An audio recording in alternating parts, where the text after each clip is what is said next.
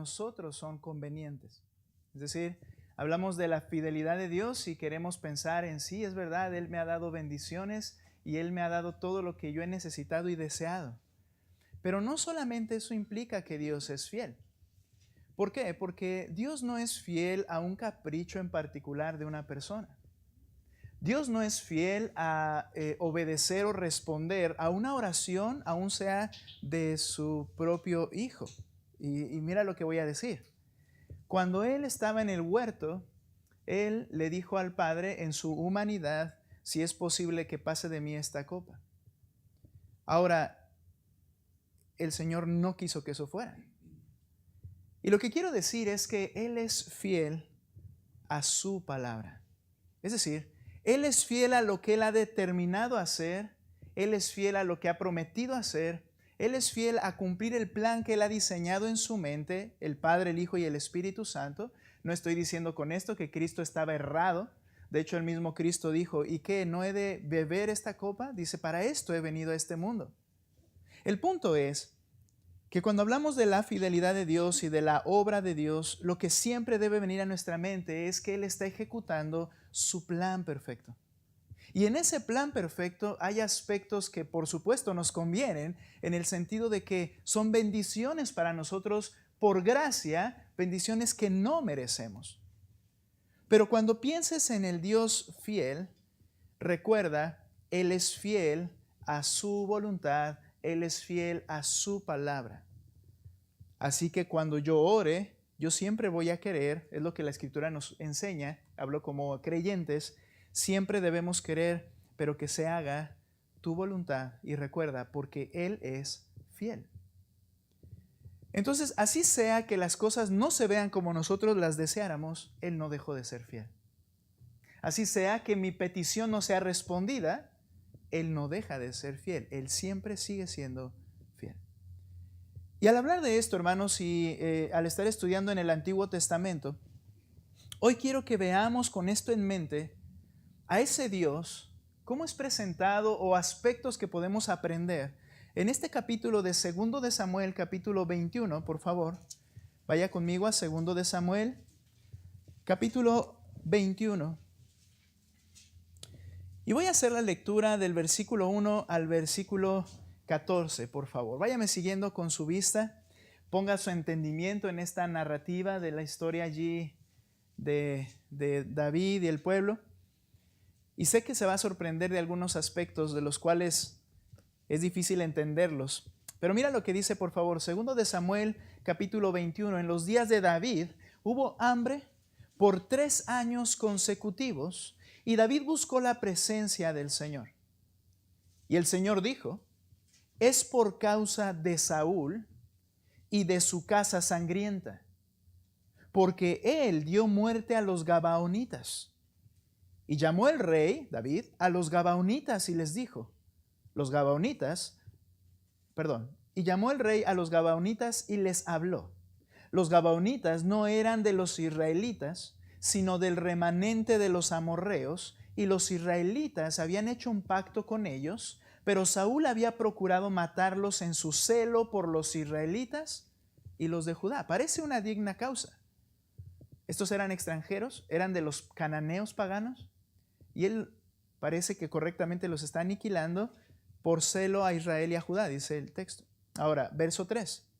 Dijo pues David a los gabaonitas, ¿qué debo hacer por ustedes? ¿Y cómo haré restitución para que bendigan la heredad del Señor? Entonces los gabaonitas le respondieron, no nos importa la plata ni el oro de Saúl o de su casa, ni nos corresponde dar muerte a ningún hombre en Israel. Y David dice, haré por ustedes lo que digan, les dijo el rey. Y ellos dijeron al rey, del hombre que nos consumió y que trató de exterminarnos para que no quedáramos dentro del territorio de Israel, que nos entreguen 7 hombres de entre sus hijos y los ahorcaremos delante del Señor en Gibeá de Saúl, el elegido del Señor. Los entregaré, dijo el rey. Pero el rey perdonó a Mefiboset, hijo de Jonatán, hijo de Saúl, a causa del pacto del Señor que había entre ellos, entre David y Jonatán, hijo de Saúl. ¿Recuerdan que Jonatán le dijo a David, no, evita que mi descendencia sea exterminada? Y desde ese momento David buscó a un hijo de Jonatán, y el que encontró fue a Mefiboset, este hombre que tenía lisiadas las piernas, porque cuando vino la catástrofe en Israel, la que lo estaba cuidando corrió y cayó y quedó mal de sus piernas. Bueno, David lo recibe en casa y lo trataba como uno de su familia. Este es Mefiboset, y dice que perdona a Mefiboset.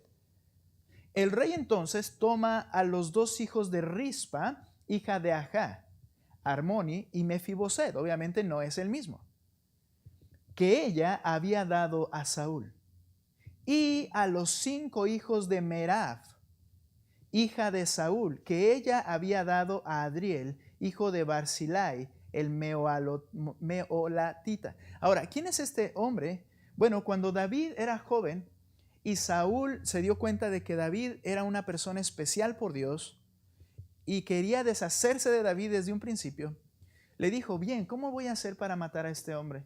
Está bien, le voy a pedir que vaya y me traiga muestras de que ha asesinado a filisteos. Y David, toma esa orden, va y mata a los filisteos, dice que corta el prepucio de ellos y los trae a Saúl. Y en lugar de darle a Merab, que era la promesa, se la dio a Adriel, lo engaña. Y después, más adelante, le da a Mical.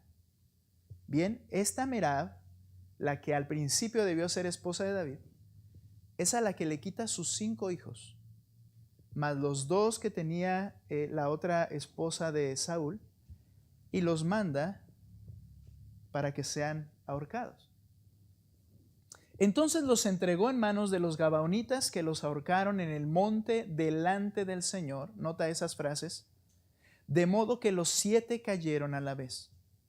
Les dieron muerte en los primeros días de la cosecha, al comienzo de la cosecha de la cebada. Esto quiere decir, hermanos, si ustedes están siguiéndome en la lectura, que habían pasado 3 años de hambre. Ahora, ¿cuáles son la base para que haya hambre en un lugar, verdad? Y sobre todo en esa época. Bueno, falta de lluvia. Entonces, cuando habla aquí del tiempo de la cebada, esto no quiere decir que, bueno, pero sí había cebada y había trigo. No, sino que son las fechas en que la cebada debiera estar en esa condición, y en ese momento es cuando los matan. Es decir, había pobreza, no había llovido, no había siembra, estaba empobreciendo el país, y el Señor ya explicó por qué fue. Entonces ellos los sacrifican, bueno, los ahorcan más que un sacrificio, eso no es el término. Y dice el verso 10, y Rispa, hija de Ajá, la mamá de los 2 primeros, tomó tela de cilicio y la tendió para sí sobre la roca, desde el comienzo de la cosecha hasta que llovió del cielo sobre ellos, y no permitió que las aves del cielo se posaran sobre ellos, ni de día ni las fieras del campo de noche. Cuando le contaron a David lo que había hecho Rispa, hija de Ajá, concubina de Saúl, David fue y recogió los huesos de Saúl y los huesos de Jonatán, su hijo, que estaban en posesión de los hombres de Jabes de Galaad. ¿Recuerdan? Ellos recuperaron esos cuerpos, quienes los habían robado de la plaza de Betzán, donde los filisteos los habían colgado el día que los filisteos mataron a Saúl en Gilboa. David trajo de ahí los huesos de Saúl y los huesos de su hijo Jonatán, y recogieron también los huesos de los ahorcados. Entonces sepultaron los huesos de Saúl y de su hijo Jonatán en tierra de Benjamín, en Sela, en el sepulcro de su padre Cis, e hicieron todo lo que el rey había ordenado. Escucha esta frase. Después de esto, Dios fue movido a misericordia para con la tierra. Al leer la última frase, hermanos, implica que Dios estuvo de acuerdo. Implica que Dios demandó eso. Y esto es bien interesante porque estamos hablando de un Dios fiel, y estas páginas de la Escritura parecen como demasiado crudas. El pensar, bueno, Saúl hizo algo incorrecto. ¿En qué sentido incorrecto? Pero algo más, sus nietos, sus hijos fueron colgados, ahorcados, y Dios bendijo. Hoy vamos a hablar de un Dios justo y verdadero. Dios justo y verdadero. Y vamos a hacer algo. En esta porción voy a tratar de ir volando, pero en esta porción vamos a ver tres cosas principalmente. En primer lugar, vamos a enfocarnos en Israel y su relación con la ley que ellos tenían. Dios había establecido y ellos seguían esa ley y quebrantaban esa ley cada vez. Vamos a hablar también de Dios y su gobierno. Y por último, vamos a hablar del creyente, de nosotros ahora. ¿Qué aprendemos de todo esto? En primer lugar, ¿qué es lo que los israelitas entienden con esto que está pasando? Ellos lo comprendieron bien. En ellos no había duda, en ellos no hubo algo como ¿qué está pasando en esta situación? En primer lugar, vemos el valor que tenía un pacto. Mira, cuando dice el texto en el versículo 2, una aclaración dice ahí, y llamó el rey a los gabaonitas, porque Dios le dijo que era por causa de Saúl que los había matado, y dice, y les habló. Y luego viene una aclaración, los gabaonitas no eran de los israelitas, sino del remanente de los amorreos, y los israelitas habían hecho un pacto con ellos. Los gabaonitas son aquellos hombres astutos que cuando Josué derrota a Jericó y los muros caen y acaban con la ciudad más poderosa del país, de Canaán, los gabaonitas eran los siguientes en la lista para ser atacados. Destruyeron Ai, después de haber por ahí sufrido bajas también Israel, pero después destruyen a Ai y seguían los gabaonitas en orden. Entonces los gabaonitas bien astutos, lo vemos eso en Josué capítulo 9, los gabaonitas se visten con ropas rotas, ¿recuerdas? Y van y le dicen, Josué, venimos a hacer pacto de paz contigo porque venimos desde muy lejos. Traían pan enmohecido y endurecido, decían, cuando salimos todo estaba nuevo. Y dice Josué, ¿y qué tal si son de aquí cercanos? Y Josué no fue a preguntarle a Dios. Y entonces David celebra un pacto con ellos. Ve conmigo a Josué capítulo 9, perdón, Josué, dije David. Josué capítulo 9, Josué lleva a cabo un pacto. Ese pacto implicaba que iban a hacer paz. Es decir, que no iba a haber guerra entre ellos. Entonces, cuando se enteran que son vecinos, nota lo que dice el capítulo 9, verso 15. Y Josué hizo paz con ellos y celebró pacto con ellos para conservarles la vida. También los jefes de la congregación se lo juraron. Debes recordar que la orden de Dios era aniquilar a todos los cananeos, matarlos, arrasarlos. Estos dijeron, nosotros no somos de los de Canaán, somos más lejos. Por eso él celebra ese pacto. Pero sucedió que después de 3 días, dice el 16, de haber hecho pacto con ellos, los israelitas se enteraron de que eran vecinos y que habitaban en su tierra. Entonces, dice ahí el versículo 17, entonces salieron los israelitas y al tercer día llegaron a sus ciudades de estos gabaonitas. Sus ciudades eran Gabaón, Cafira, Beerot y Kiriat Jeraim. Y los israelitas no los mataron porque los jefes de la congregación les habían hecho un juramento, y nota esto, por el Señor Dios de Israel, y toda la congregación murmuraba contra los jefes. Al haberse hecho el pacto, ellos entendían que ya no podían tocarlos, pero hay una razón, porque el pacto había sido hecho delante de Jehová, delante del Señor. Este pacto no se podía romper. El pueblo comienza a criticarlos y ellos dicen, no los podemos tocar porque hicimos pacto delante de Dios. Los israelitas en la ley se les enseñó que debían de comprometerse a cumplir sus promesas. Su Dios es un Dios fiel. Su Dios es un Dios verdadero y justo. Entonces su pueblo debía ser de la misma manera veraz. De hecho, estaban obligados por la ley a hacer sus juramentos ante Dios como testigo. Ve conmigo a Levítico 19:11, por favor. Vamos a ir viendo algunos textos.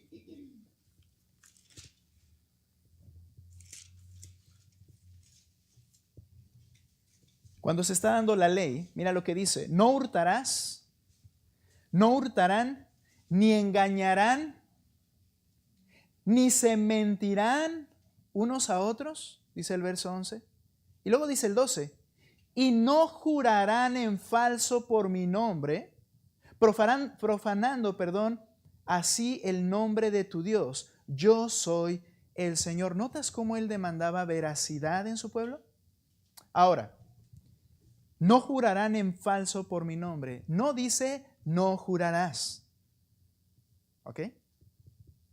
Alguien nos enseñó erróneamente y convenientemente, no jurarás.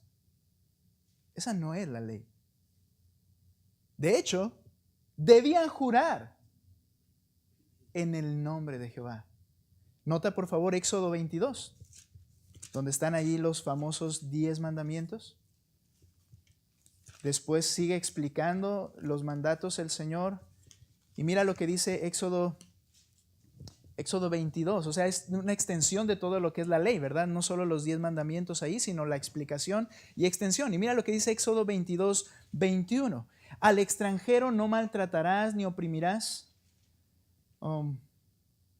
Perdón, me estoy adelantando. Ok. Sí, Éxodo 22, sí estoy bien. Ok, 21, otra vez. Al extranjero no maltratarás ni oprimirás, porque ustedes fueron extranjeros en la tierra de Egipto. A la viuda y al huérfano no afligirán.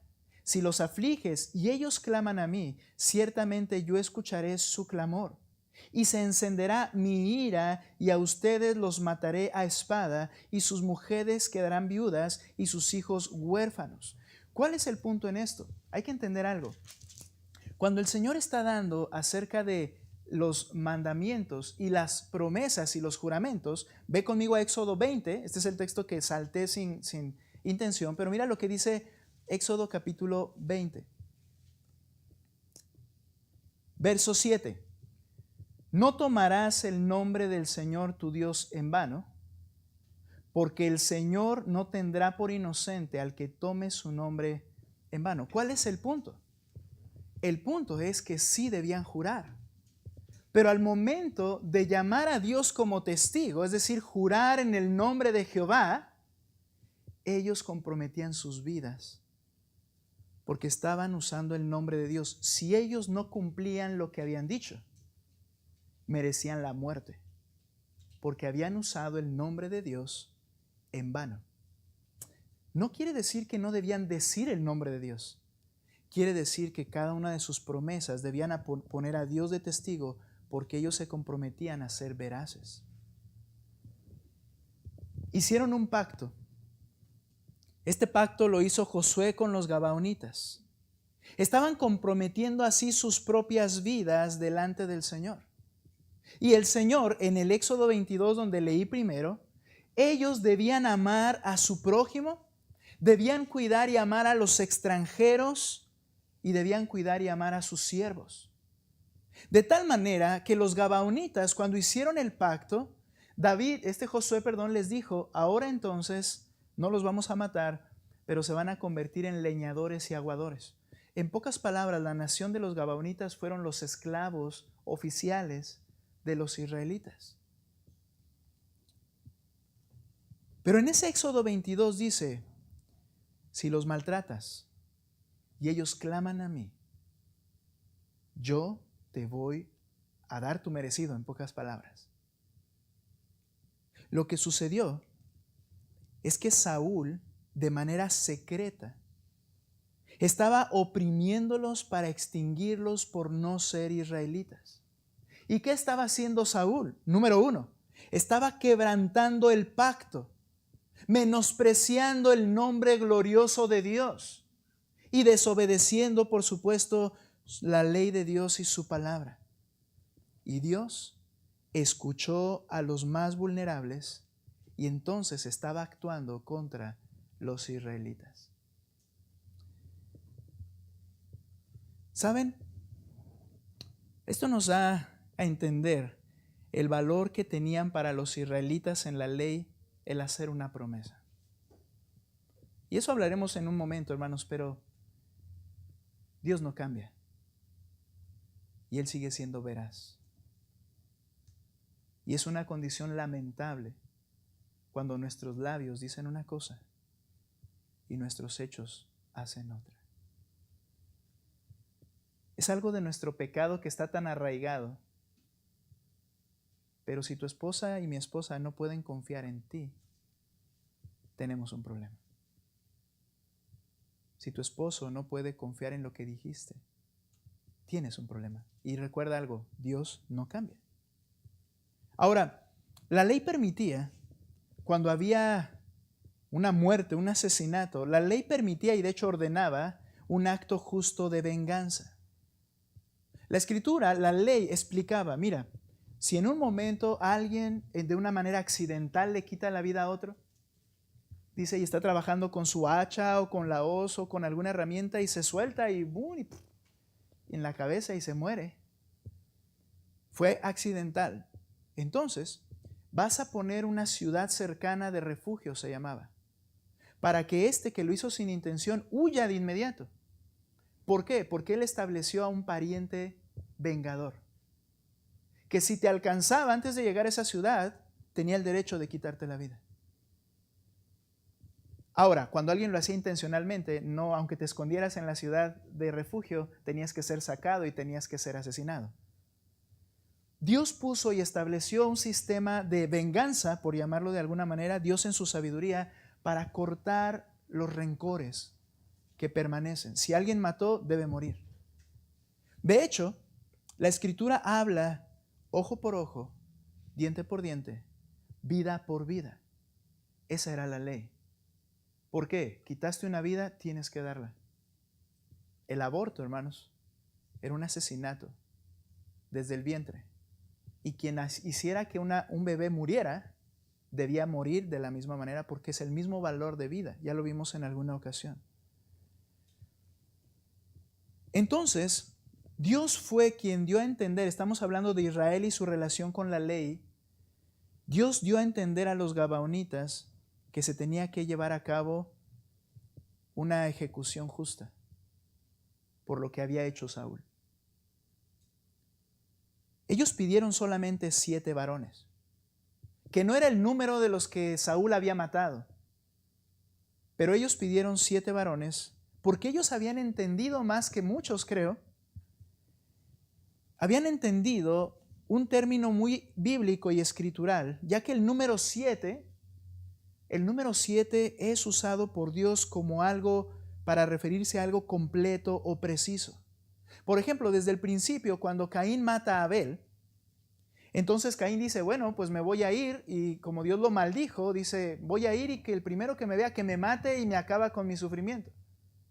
Y entonces Dios le dice lo siguiente en Génesis 4:15, no será así, pues cualquiera que mate a Caín 7 veces sufrirá venganza.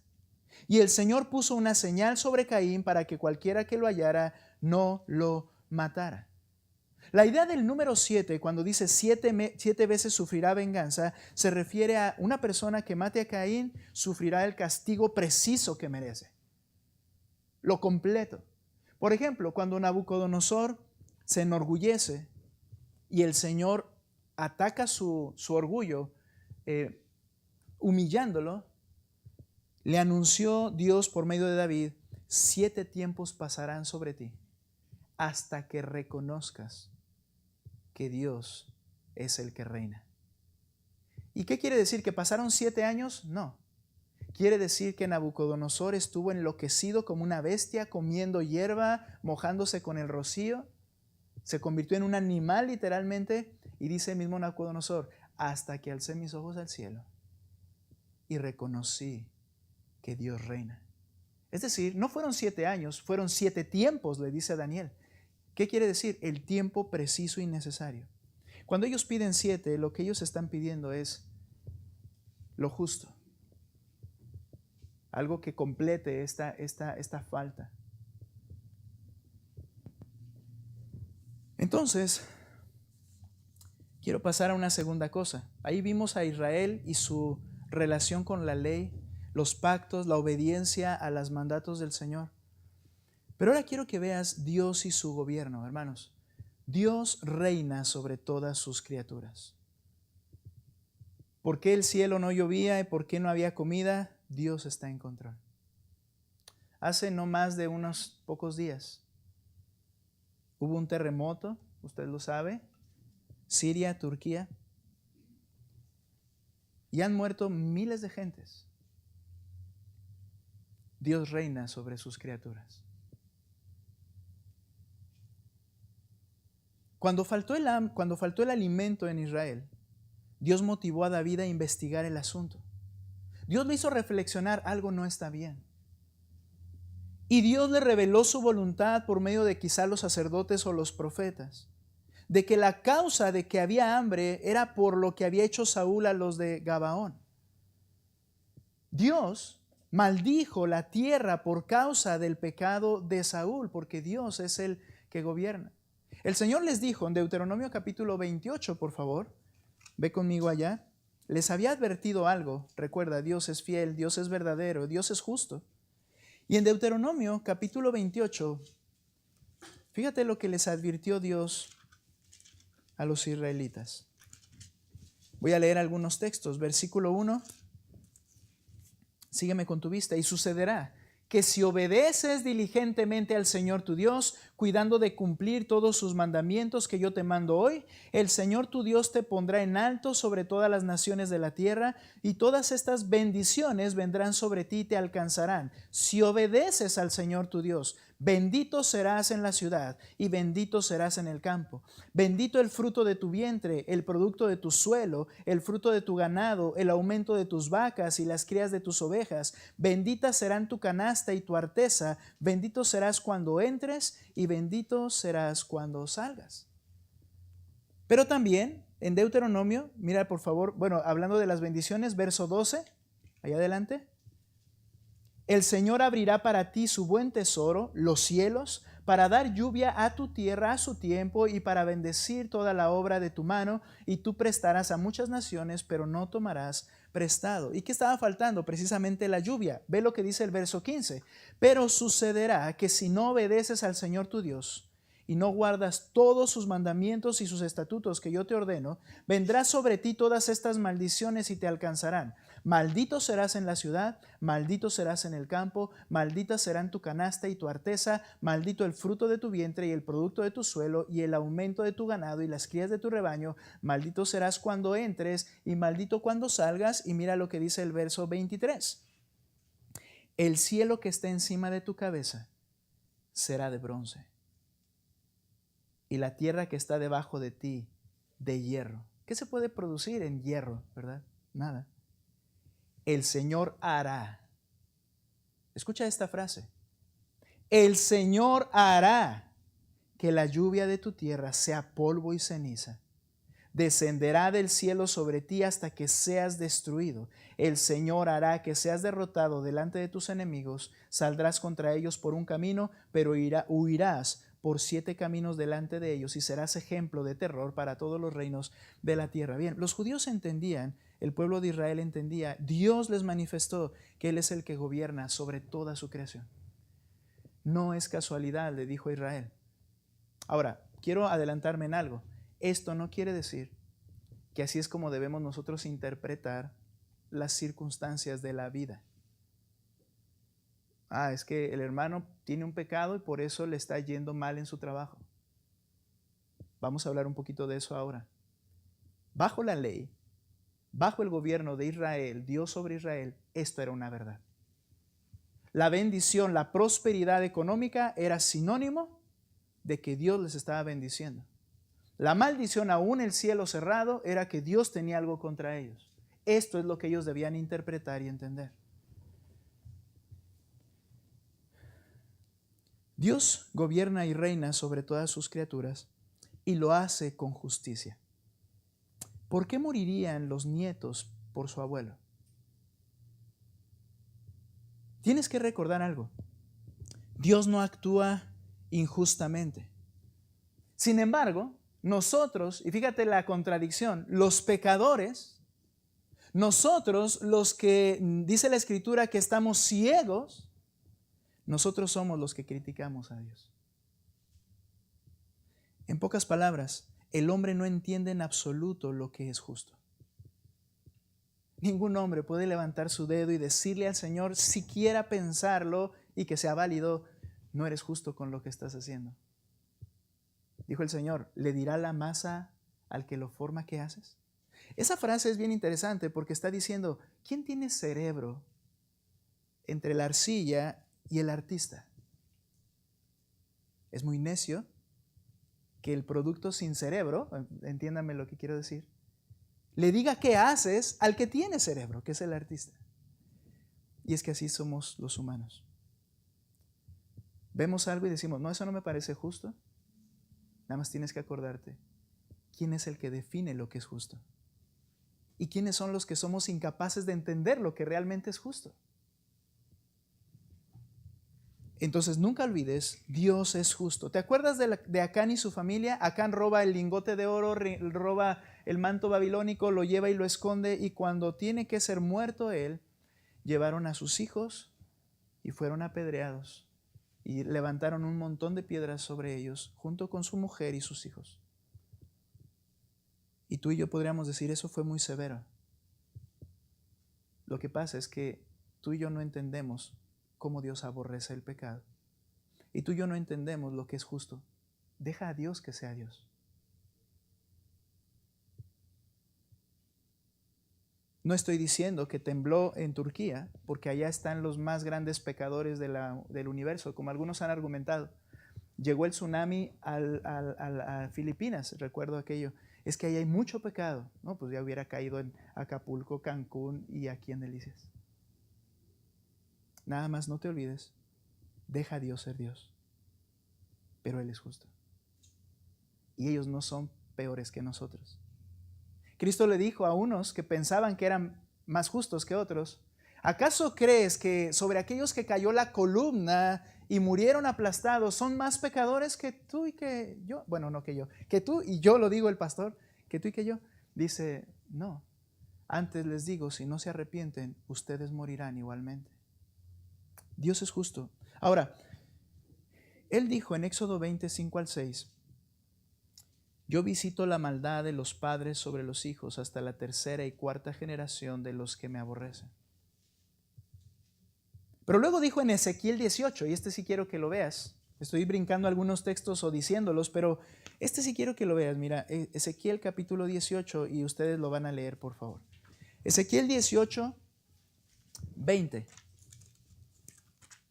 Ahora, quiero explicar que yo no estoy aquí para justificar a Dios como si Él necesitara ser justificado.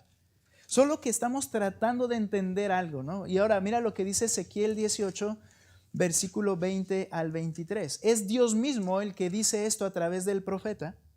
Verso 20, ¿qué dice, hermanos? Fuerte. El alma que peque, esa morirá. El hijo no cargará con la iniquidad del padre, ni el padre cargará con la iniquidad del hijo. La justicia del justo será sobre él, y la maldad del impío será sobre él. Ahora, escúchame, pero si el impío se aparta de todos los pecados que ha cometido, guardando mis estatutos y practica el derecho y la justicia, ciertamente vivirá, no morirá. Ninguna de las transgresiones que ha cometido le serán recordadas por la justicia que ha practicado. Verso 23. ¿Acaso me complazco yo en la muerte del impío? Dios no se goza por eso, declara el Señor Dios. Y en que se aparte de sus caminos se viva, no es lo que el Señor en su esencia de amor, no es lo que el Señor espera. No es que Dios sea un Dios sanguinario como lo era Saúl. Ahora, ¿qué puedo yo entender aquí? Dice, visito la maldad, pero luego dice, el alma que pecare, esa morirá. Creo que el punto aquí es lo que dice Éxodo, de los que me aborrecen. O en el otro caso, de los que hacen justicia. Mi padre pudo haber sido Saúl, y Saúl pudo haber hecho todas esas cosas, pero si yo hubiese sido, podría pensarlo así, si yo me arrepiento ante el Señor, yo no estoy cargando su culpa, Él me perdona. Es lo que está diciendo el texto. Pero aquí quiero que veas un tanto la influencia del pecado nuestro sobre los que están cercanos a nosotros. El texto no lo dice, pero al ver estos pasajes, creo que la familia de Saúl era tan perversa como Saúl mismo. Y creo que si alguno de esos 7 se hubiera arrepentido, quizá el Señor los hubiera perdonado, más bien no quizá, los hubiera perdonado. Pero el punto es este: lo que Dios hizo fue justo. Cuando David cumplió con obediencia todo lo que Dios mandó, es decir, la venganza contra Saúl, pero no solo eso, la honra a Saúl y a sus hijos. Dice que luego va y los trae sus cuerpos, los va y los entierra como si fueran reyes. Y después de eso, Dios bendijo porque el pecado fue perdonado por Dios. Dios gobierna y lo hace justamente. Ahora, quiero terminar con esto. ¿Qué tenemos que traer eso a entender nosotros? ¿Que hay ladrillos celestiales que están a punto de caer sobre ti y sobre mí?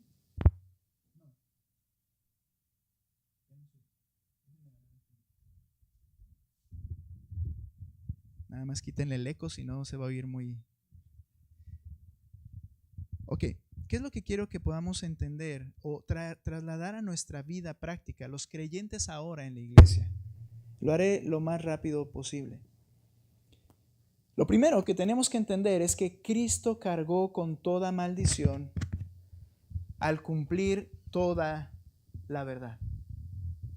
El Señor, dice la Escritura, que Él fue hecho maldito al ser colgado en un madero. Dice, y Él cargó con nuestra condena en la cruz, en su cuerpo, sobre el madero. Esto quiere decir que debemos dar gloria a Dios por Jesucristo, porque toda maldición de la que habla la ley debiera caer sobre nosotros, pero Cristo la cargó porque Él cumplió de manera verdadera por completo toda la verdad, toda la palabra de Dios. Hay que dar gracias a Cristo y gracias a Dios por Jesucristo. Eso nos ayuda entonces a no querer interpretar nuestra vida de la manera en que las bendiciones y maldiciones, ¿de acuerdo? Porque ya no hay maldición para el que ha creído.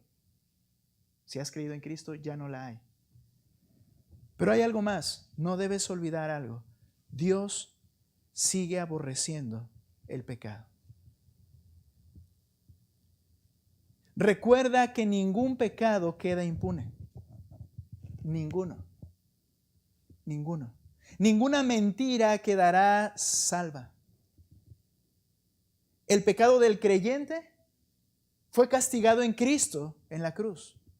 Y el pecado del no creyente lo pagará en el infierno, pero ningún pecado quedará impune. Todo pecado será castigado. Eso debe recordarte que Dios aborrece tus pecados. Soy salvo, ya no hay maldición. Pero Dios sigue viendo tus pecados y no creas que eso es algo que a Él le da por igual. Gracias por Cristo, porque ya los cargó sobre Él. Pero Él no acepta ni avala mis pecados. Dios los sigue aborreciendo. El creyente tiene que entender que pierde bendiciones eternas por su falta de obediencia. Mira, estoy estudiando un poquito unos temas, ¿verdad? De parte de otros pastores. Y algo que decía el maestro y que les quiero compartir así muy breve. Dice, hay cristianos que hablan y dicen, es que Dios no me ha permitido vencer mi pecado. Y yo sigo pecando. Y él ponía este ejemplo. Y vienen y mencionan, es que Dios no me ha dado la victoria sobre mi pecado. Dios, y decía él, lo que está pasando es que tú sigues pecando porque estás siendo un desobediente. No porque Dios no te haya dado victoria sobre tu pecado. Y el creyente pierde bendiciones. Ahora, veamos un texto rápidamente, Romanos 14:10. Ya estoy en tiempo y debo terminar, pero mira por favor Romanos 14:10. Les pido que lo lean ustedes, por favor, hermanos. Encuéntrenlo. Leanlo fuerte. Romanos 14:10. ¿Listos? Adelante. ¿Qué dice?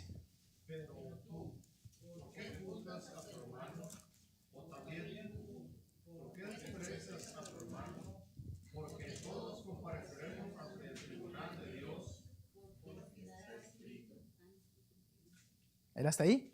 Todos compareceremos ante el tribunal de Dios. Y le está hablando hermano con hermano. Habla de creyentes. Ahora escucha este texto. 2 Corintios 5:10. porque todos nosotros debemos comparecer ante el tribunal de Cristo, para que cada uno sea recompensado por sus hechos, estando en el cuerpo de acuerdo con lo que hizo, sea bueno o sea malo. Este tribunal no es el lugar donde se va a juzgar al pecador para ser castigado. Esta palabra tribunal es la palabra bima, y esta palabra significa estrado donde está el rey. Se usaba para hablar del podio de los vencedores, en donde el rey estaba presente y era donde estaba él sentado, y en el podio de vencedores subían los que habían vencido y el rey los coronaba. Esa es la escena.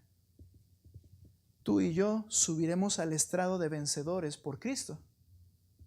Pero aquí hay algo que no debes olvidar, y no me pidas más explicación a decir, a ver, ¿qué bendiciones son las que perderán? Solo nos dice dos palabras, dos textos para que nosotros meditemos en ello.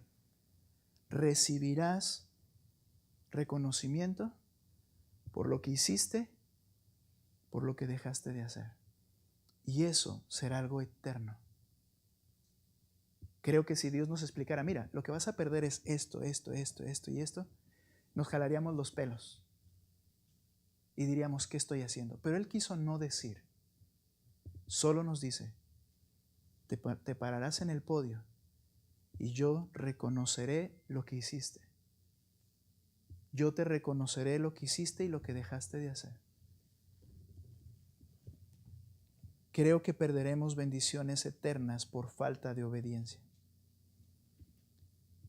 El creyente y la veracidad solo recuerda que Dios es veraz y fiel. ¿Y qué debo entender? Si Dios es veraz y fiel y dijo el pacto que se hizo lo tienen que cumplir, entiende y entendemos algo. Cuando habló de Satanás y de los perdidos, lo dijo de esta manera en Juan 8, 44 y 45. Ustedes son de su padre el diablo y quieren hacer los deseos de su padre. Él fue asesino desde el principio, no se ha mantenido en la verdad porque no hay verdad en él. Cuando habla mentira, habla de su propia naturaleza porque es mentiroso y el padre de la mentira. Pero porque yo digo la verdad no me creen, dijo Cristo, hablando de los hijos del diablo. Pero el Hijo de Dios se parece a su Padre. ¿Y en qué se parece? Ve conmigo Efesios y voy a ver unos textos rápidamente para terminar. 7 versículos de manera consecutiva. ¿Cómo es que el Hijo de Dios se debe parecer a su Padre? Efesios 1:13, escúchalo. En Él también ustedes, después de escuchar el mensaje de la verdad, del Evangelio de la salvación, y habiendo creído, fueron sellados en Él con el Espíritu Santo de la promesa. Los creyentes, se supone y es cierto, creímos la palabra de verdad. Ahora ve, Efesios capítulo 4:15, los creyentes seguimos la verdad.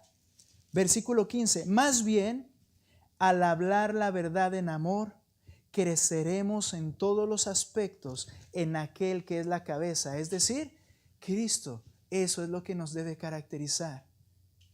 No solo eso, aprendemos esa verdad de Cristo mismo. Capítulo 4, verso 20. Pero ustedes no han aprendido a Cristo de esta manera, como Satanás. No. Si en verdad lo oyeron y han sido enseñados en Él conforme a la verdad que hay en Jesús, no solo aprendemos la verdad, la oímos de Cristo mismo. El creyente tiene vida que crece en justicia y santidad por medio de la verdad. Efesios 4:24. Vístanse o se vistan del nuevo hombre, el cual en la semejanza de Dios, no de Satanás, ha sido creado en la justicia y santidad. ¿Qué lo produce esto? ¿Qué produce justicia y santidad en nuestras vidas? La verdad. Debemos desechar la mentira y hablar con veracidad. Efesios 4:25. Por tanto, dejando a un lado la falsedad, hablen verdad cada cual con su prójimo, porque somos miembros los unos de los otros. Nuestro fruto es verdad por el Espíritu que mora en nosotros. Capítulo 5, verso 9. Porque el fruto de la luz consiste en toda bondad, justicia y verdad. Y algo más, la verdad es parte de nosotros y nos caracteriza. Efesios 6:14. Dijo Cristo, el Hijo se parece a su Padre. Verso 14, estén pues firmes, ceñida su cintura con la verdad, revestidos con la coraza de la justicia. Hermanos, si podemos sacar algo para pasarlo a nuestro hoy, al ver ese ejemplo de Israel y su relación con la ley y Dios cómo gobierna, es que el creyente debe ser veraz, que debe rechazar la mentira. Y hermanos, eso es algo tan preocupante, que prometemos, que decimos que sí voy a hacer, ahí voy a estar, voy a cumplir, y son mentiras. Si Cristo estuviera enfrente y te dijera, ¿te pareces a tu Padre? ¿A quién te pareces? Ahora, la veracidad, hermanos, de Dios debe ser algo que identifica al creyente. Dios es justo y Dios es verdadero. Al analizar este texto, hermanos, este pasaje del Antiguo Testamento, debe de producir un temor al Señor. Si realmente estoy andando en la verdad de Dios. No solo en mi corazón, sino en mi día a día, identificándome con ese Dios veraz y justo. Vamos a orar. Señor, tú eres veraz y tú eres justo. Nosotros no entendemos lo que es la justicia, pero Señor, a través de tu obra, por tu Espíritu, nos has trasladado a la verdad. Ya no somos hijos del diablo si hemos creído en ti, Señor. Y ese debe ser un análisis sincero de cada uno de los que está presente. ¿Qué me caracteriza? ¿El hablar con mentiras? ¿El ponerte a ti como testigo y hacer lo que es lo contrario? ¿O tengo ceñido mi cuerpo con la verdad? Señor, ayúdanos por tu gracia a ser veraces. Capacítanos para ser veraces. Ayúdanos a amar lo que tú amas y tú amas la verdad en lo íntimo, dice tu palabra. Gracias, mi Dios, por ser verdadero y justo. En el nombre de Cristo. Amén. Puestos en